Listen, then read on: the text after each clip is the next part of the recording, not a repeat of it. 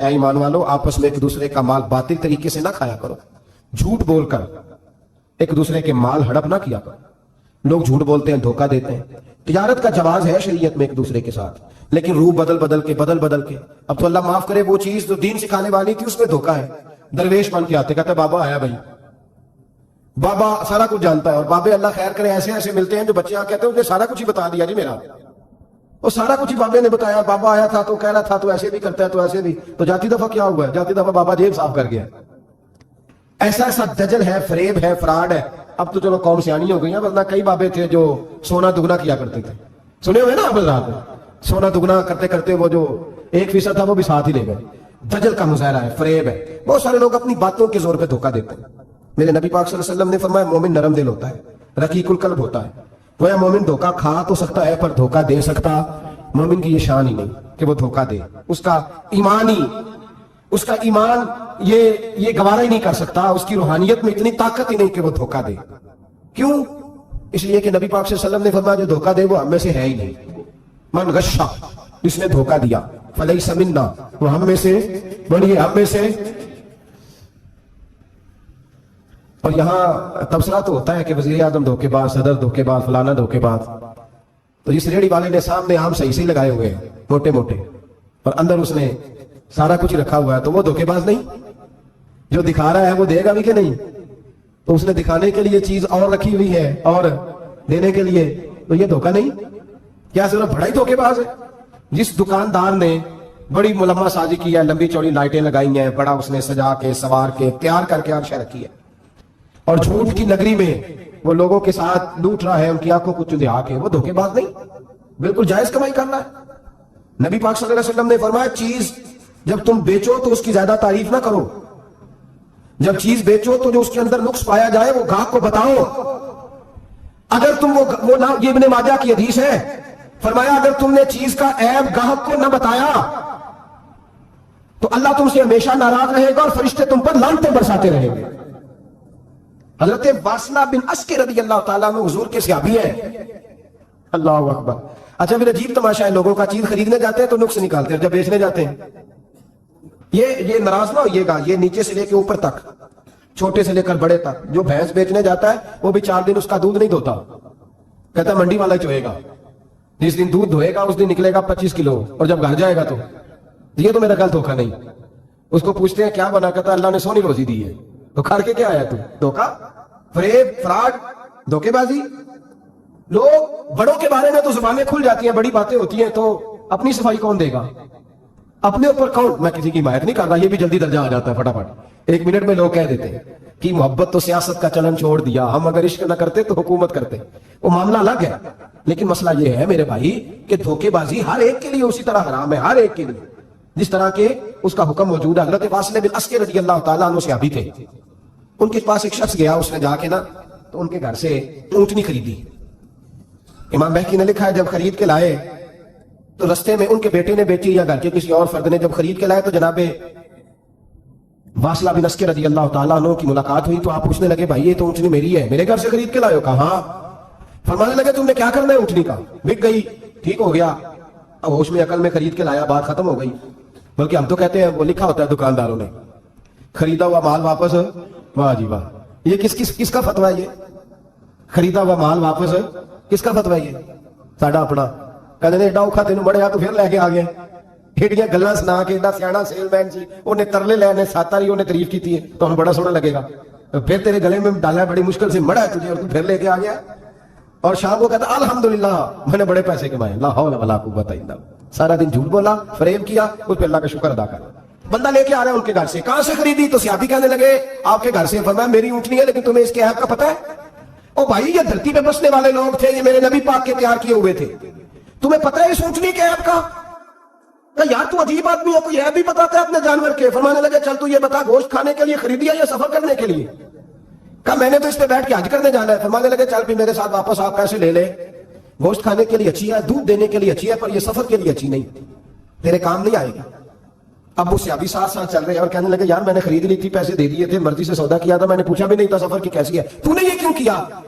تو حضرت واصلہ رونے لگے، فرمانے لگے کیا کروں، میں رسول اللہ کا غلام ہوں، क्या करूं, नबी पाक का गुलाम। रोने लगे, फरमाने लगे मेरे मुस्तफा करीम अलैहिस्सलाम ने फरमाया फरिश्ते लानत करेंगे अगर तू ऐसी चीज बेच डालेगा। क्या करूं, नौकर उस घर का हूं, जिस घर की नौकरी मुझे धोखे की इजाजत है, मैं उस घर का नौकर हूं, मुझे इजाजत नहीं देती, मुझे इजाजत। हम कहते हैं जी मेरा मालिक कहता है, तो अपने मालिक की छोड़, तू कौनैन के मालिक की मान, तू अपने मालिक की छोड़, तू अर्श के मालिक की मान, तू छोड़ दुनियादार मालिक की, उस मालिक की मान जिसने तुझे पैदा किया है, तुझे रिस्क देता है। दुनिया के मालिक की बात कर रहा है। मेरे नबी पाक सल्लल्लाहु तआला अलैहि वसल्लम बाहर निकले, रात को मदीने में ठंडी हवाएं चली है, रिमझिम बरखा बरसी है, मदीना सारा ठंडा कर गई है, पहले ही बड़ा ठंडा है, पर खुदा के करम से मदीने में और ठंडक हुई। हुजूर सवेरे निकले, बाजार में गए, गले का ढेर पड़ा है, नबी पाक की नजर पड़ी, हुजूर पहुंचे तो गले का ढेर है, सारा खुश्क है।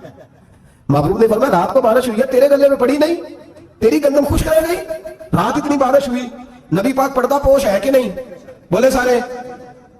मेरे आला हज़रत फरमाते हैं क़यामत में हमारे ऐब छुपेंगे तब जब मुस्तफा अपनी चादर में छुपाएंगे।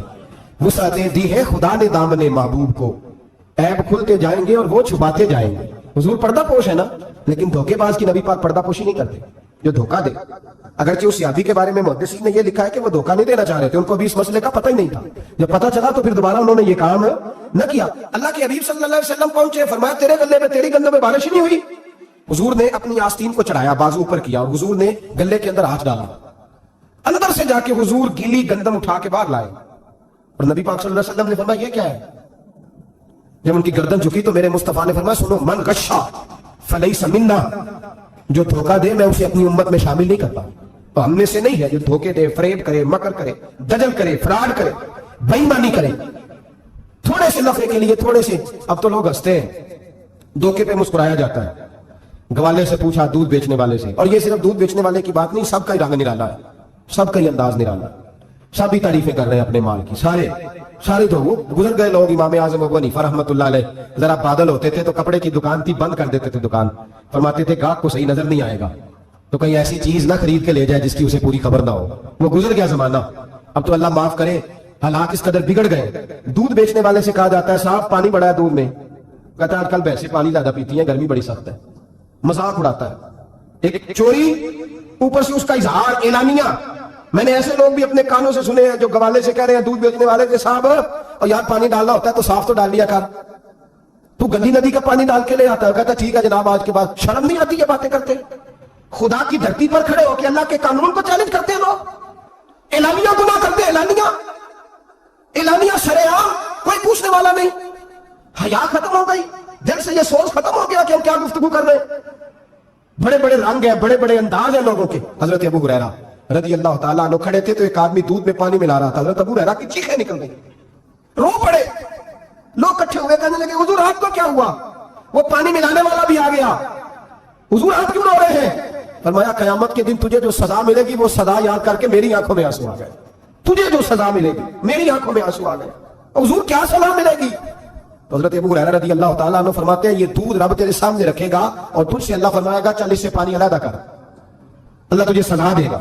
मैं एक शख्स की मिसाल दे रहा हूं, लेकिन इससे मुराद सिर्फ गवाला नहीं, ये बात बड़ी दूर तक जाती है, बड़ी दूर तक जाती है, बड़ी दूर तक। यहां जो जिसके यहां से दूध खरीदा जाता है वो तो जब भैंस का दूध धोने लगता है तो पहले पानी रख लेता है, इल्ला माशाअल्लाह। ये कई घरों से नुक्स वाकया होके आता है, एक जगह पे नहीं है, ये बड़ी दूर तक हालात बिगड़े हुए।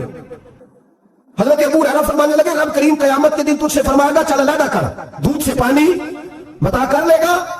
कहने लगा हुजूर डाला तो जा सकता है, निकाला नहीं जा सकता।